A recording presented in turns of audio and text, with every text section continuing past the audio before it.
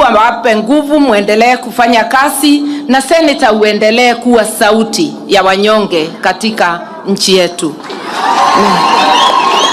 Na wale tuko hapa tunamwahidi kama viongozi ya kwamba tunasikia mwito wenu, sababu bila kuungana hatutaweza kujikomboa.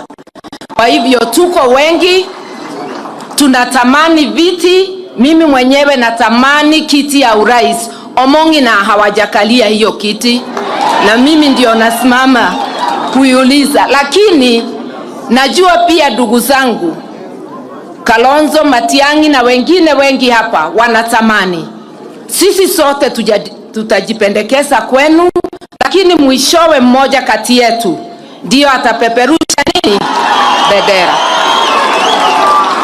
Kwa hivyo mjue bado tunafikiria maneno ya nchi yetu. Sitaendelea sana.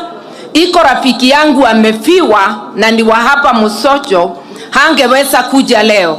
Aliniambia nikisimama hapa nipeane pole zake. Anaitwa wakili Jane Nyaboke Matoke, na atakuja kumuomba kiti ya ugavana, lakini hiyo ni mambo ya siku ingine. Sasa ningetaka kusema mama Mungu amweke mama pahali pema. Mutigare buya, I'll be back.